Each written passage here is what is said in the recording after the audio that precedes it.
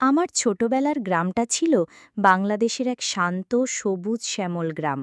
গ্রামটা ঘেরা ছিল বাঁশঝাড় আর পাকা মাটির রাস্তা দিয়ে। প্রতিদিন সকালে পাখির কলতানে জেগে উঠতাম, আর বিকেলে মাঠ থেকে ফিরে আসতাম। গ্রামের সবাই পরস্পরের খুব কাছাকাছি ছিল, কেউ কাউকে অচেনা লাগত না।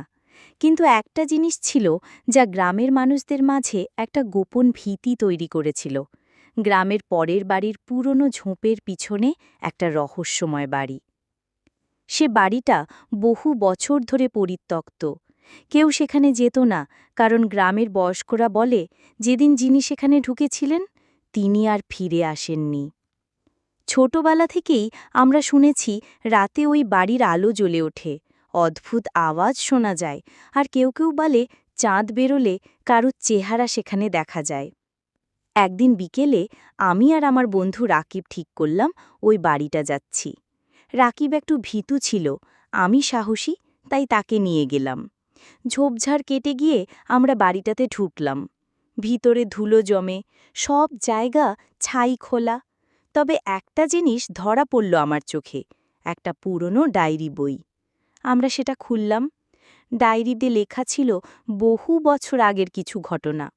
একজন লোক তার গ্রামের নানা গোপন কথা লিখে রাখছিল। সে লিখেছিল, এই গ্রামে একবার একটা রহস্যজনক ঘটনা ঘটেছে। গ্রামের পাশের বড় পুকুরে এক রাতে হঠাৎ অজানা কিছু দেখা গেছে, যেটা কেউ বুঝতে পারেনি। হঠাৎই আমরা শুনলাম দূরের একটি ঘর থেকে একটা হালকা গুঞ্জন।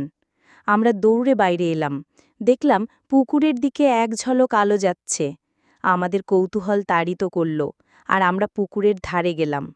সেখানে দেখি পুকুরের পানির উপর থেকে একটা আলো জ্বলে উঠেছে, যেন কেউ পানির উপর দিয়ে হেঁটে যাচ্ছে।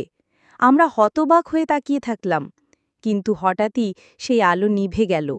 পুকুরের পাশে একটা পুরনো কাঠের ডিঙি পড়েছিল, আর এর পাশেই ছোটখাটো পায়ের ছাপ দেখা যাচ্ছে।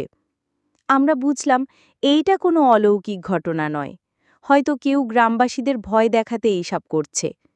পরের দিন গ্রামের সবাইকে আমরা বললাম।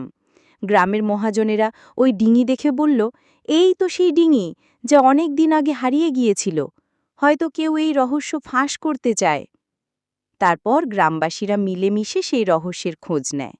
আসলে ওই বাড়ির মালিক ছিলেন একজন বুড়ো জাদুকর, যিনি গ্রামের শান্তি রক্ষায় কিছু গোপন কাজ করতেন। পুকুরের আলোও তার তৈরি কিছু ফাঁদ ছিল, যেন দূরের লোকরা গ্রামে অনুপ্রবেশ না করতে পারে।